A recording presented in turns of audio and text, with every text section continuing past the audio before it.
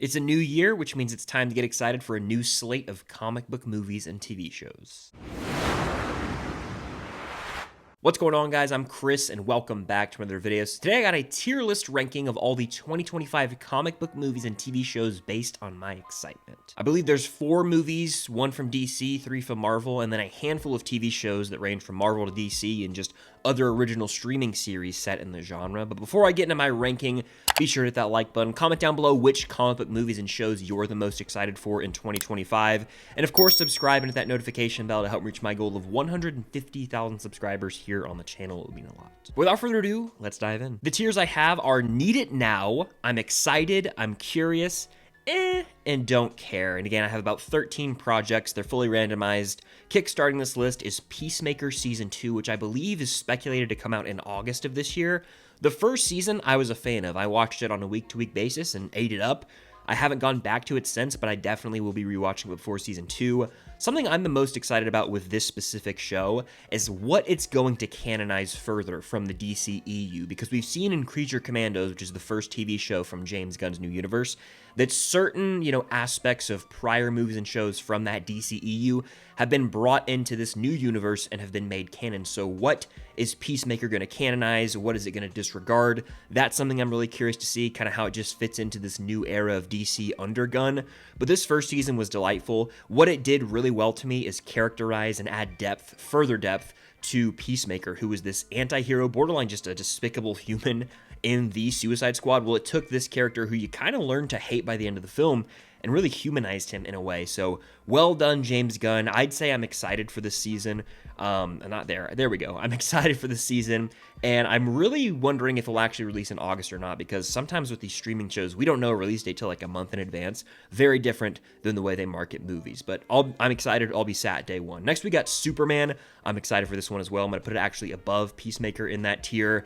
The trailer, it was inspiring. It gave me hope for the future of DC movies, and this movie does mark the beginning of a new era for the first time since 2013 when we had the beginning of the DCEU. This is a big deal. The cast across the board looks perfect. I was a fan of the aesthetic of the film just based on the trailer, and James Gunn has not missed in the comic book movie genre yet. He's 3 for 3 with the Guardians trilogy. The Suicide Squad is the best DCEU movie, and in terms of his TV shows, he hasn't missed there either. So I have no reason to doubt the man until he proves me wrong. So I'm excited for Superman, very intrigued by this one, and I wonder what we're gonna see in the next trailer. I feel like that teaser was so well put together that we don't even really need to see anything else, but it's a big superhero movie. They're gonna reveal some more, probably Superman fight scenes in the next trailer. Next, we have Your Friendly Neighborhood Spider-Man. This is an animated Spider-Man series going to Disney+. Not really sure still where this fits into the MCU, because I heard conflicting reports for years about this show and whether or not it was Tom Holland's Peter or a different Peter. Regardless, I honestly am putting this in the Don't Care tier. I watched the trailer, didn't sell me at all, and I feel like we already have enough Spider-Man. I'm fed. We have the Spider-Man games on PlayStation. We have the Tom Holland films. We have the Spider-Verse movies. Another Spider-Man, especially if this isn't Tom Holland's Peter Parker, which I don't believe it is, but it could be, kind of has me out on the whole thing. It can become a little much, and I just wasn't really a fan of that trailer, so I don't know if I'll even watch this. I may end up doing so, but if it does, it could be like, oh, this is homework. I just got to check it off the list so I can watch another MCU project. So don't really care, but I could be in the minority on that one. Next, we have Gen V Season 2, which is speculated to come out this year. They're done filming, I want to say, and I actually was a big fan of Gen V Season 1. Didn't watch it when it initially dropped. I was late to the party on Gen V, but I'm glad I watched it leading up to The Boys Season 4, because I would have been missing out on some pretty critical information. Like, I know people who didn't watch Gen V Season 1 before The Boys. I feel like they were lost at times. I don't know how you couldn't have been. There were just certain scenes and moments that were really important to have context from Gen V. Anyway, I'm gonna say I'm excited for Season 2, especially to see where we're headed and the overall universe of The Boys. Like, the events of this season are going to impact not only Gen V, the show, but The Boys universe as a whole. And I feel like this season is going to be pivotal in setting up the final season of The Boys. They might actually be the only hope. The group of characters here, like Marie Moreau, for example, might be the only hope for bringing down Homelander. So I'm going to say I'm excited. I'll put it right in the middle of excited. Always going to watch whatever they put out in the Boys universe, and this is going to be crucial as we approach Season 5. Moving on, though, we've got Daredevil Born Again. I need this one now. I'm putting it up there. I don't know why we don't have an official full trailer yet. The most we've really gotten is from this sizzle reel that Disney put out for their 2025 projects, which I actually rewatched this morning, and There was about 25 seconds of footage from Born Again in there that kind of served as a teaser trailer, but I want the official trailer. I know they've dropped one at conventions, like I believe it was D23 or maybe even San Diego Comic-Con, but there's a trailer out there that people have seen. Drop that online, full HD, baby. No need to hold it from us anymore. I'm hyped for Born Again. I'll be rewatching Daredevil, hopefully, before, and maybe The Punisher. That's a lot of TV to rewatch, I know. This is essentially going to function as season 4 of that original Netflix show, and Daredevil is damn good TV, guys. You haven't watched it, you gotta check it out.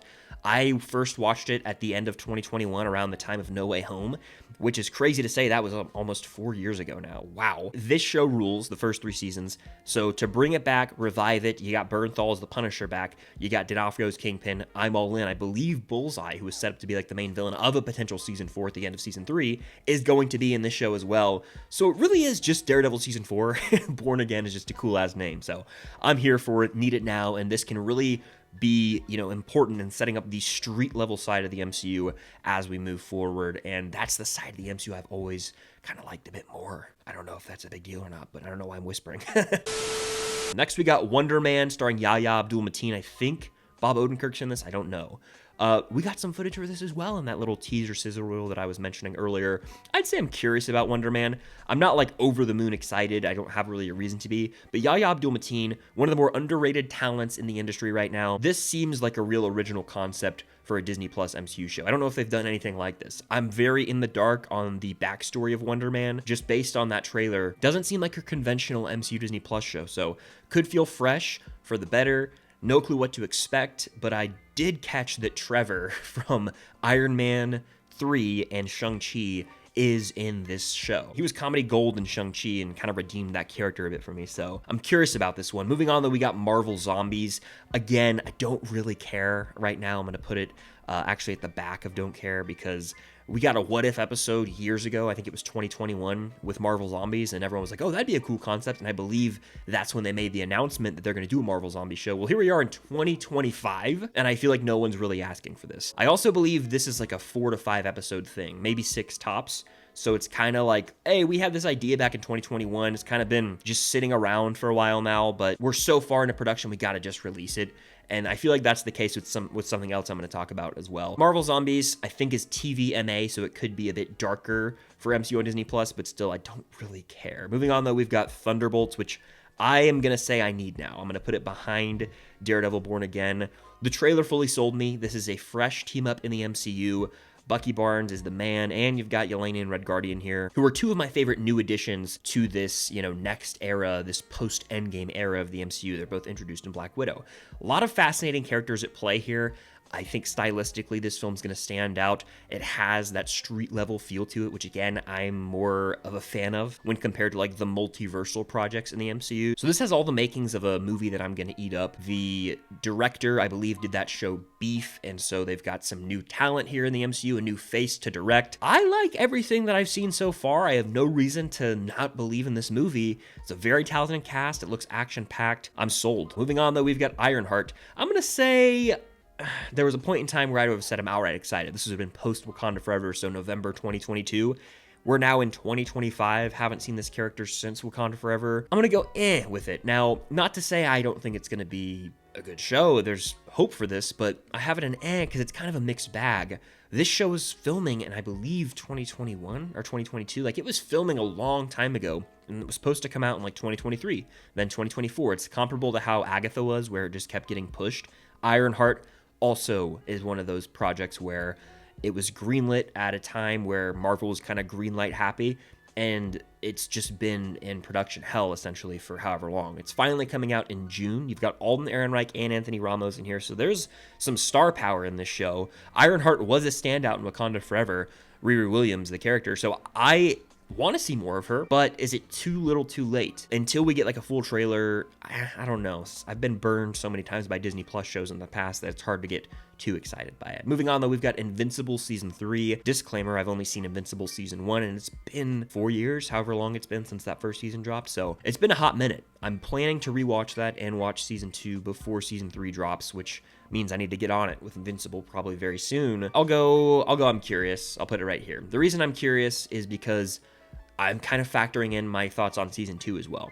I liked season 1 quite a bit when it dropped. I just never went back to rewatch it, and I haven't thought about it much since. So it didn't have as long-standing of an impact on me as I would have hoped. Now, I'm not saying it was a bad show by any means. I was in. It's just one of those things where you watch it in that moment in time and you don't really think about it much after. That was Invincible season 1 for me. So I'm going to try and get back into this world, and don't hold me to it, but I really am hoping that I rewatch season 1, watch season 2 and like it, and that can kind of lead me into season 3. Moving on, we got Fantastic Four First Steps. I'm putting this in Need It Now, and honestly, I'll put it at the top of Need It Now. I really am just so excited for this movie because it's got a stacked cast with Joseph Quinn, Pedro Pascal, Evan Moss-Backrack, and Vanessa Kirby, but it's set in the 60s, or at least inspired by the 60s, in sort of a retro future world based on everything I've read. Michael Giacchino is composing this film. He did The Batman. He also did Ratatouille and Up. He's got versatility. Excited to see what themes he brings to this film. And really what excites me the most is that we haven't had a great Fantastic Four film, and I believe this can go down comfortably as the definitive Fantastic Four movie. So there's lots to be excited about here. Again, that cast alone already has me sold. The artwork they released, I believe, on Valentine's Day of 2024 or whatever, that sold me. So why would I not be excited for this? I need this movie now. This is the biggest MCU movie coming out this year. It's the one I'm the most excited for. It's kind of neck and neck with Thunderbolts, but I give the edge to this one ever so slightly. Maybe because there's a little more mystery around right now. We haven't seen any official footage, so my mind can kind of run wild with what the film's going to play out like. But need it, and I think it will comfortably go down as the best Fantastic Four movie. Plus, you never know what tricks Feige has up his sleeves with the marketing here. He could hit us with some RDJ Doom reveal at the end of the trailer, break the internet, and automatically guarantee that this film's a success. And I think he's got something planned. We just got to be patient, but I'm ready. I feel like the trailer's just going to drop either on Super Bowl Sunday or some random weekday. That's kind of Marvel for you. Next, we have Eyes of Wakanda. This is another animated series. I think it's only 4 episodes on Disney+. I believe it's detailing the backstory of Wakanda a bit more. And, I just don't know if that's something I'm interested in. So I'm going to put it at the top of Don't Care over the Spider-Man show that's animated. Is this going to be like 4 20-minute shorts? Like, I don't know what to expect here. Is it going to be like an I Am Groot? Is there going to be more meat on the bone? It kind of reminds me of Tales of the Jedi, the Star Wars show, which I only watched the first season of, where you get like 13-minute episodes that tell a quick little story. I have no clue what to expect, but I really don't care, and I feel like this show's never going to see the light of day. I know it has a release date, but I just don't have any hope that it's actually ever going to release. But the last one I've got on this list is Captain America: Brave New World. This comes out in about a month, February 14th, I want to say. So the early showings will be February 13th or 12th. This is about a month out. It went through production hell. There were reshoots galore. There's behind the scenes drama, and I heard production was a mess. The movie's been filming forever, and I still am excited for this one, honestly. I really like Sam Wilson and the Falcon and Winter Soldier. I'm hyped that he is now Captain America. Plus, you're introducing Harrison Ford as Thunderbolt Ross, and he's going to be Red Hulk in this movie. You also have Giancarlo Esposito in the picture now, so there's a lot to be excited about. The action could be great here.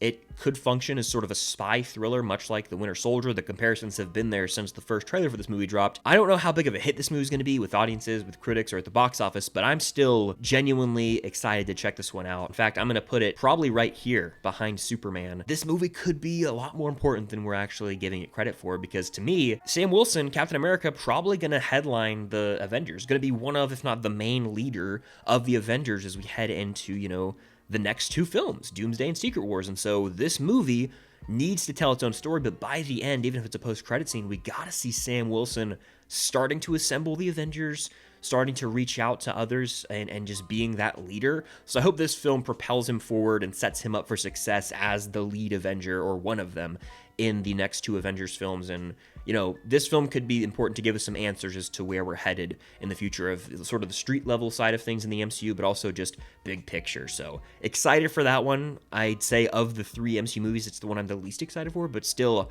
can't lie, I'm excited for it, and it comes out really soon, so we don't have to wait long to see if it's any good or not. But that does it for my tier list ranking of the 2025 comic book movies and TV shows based on my excitement. Let me know in the comments down below which ones you're the most excited for, which ones you don't really care about, and of course, hit that like button, subscribe to that notification bell, and stay tuned for more content coming very soon. But until next time, I'll see you guys later.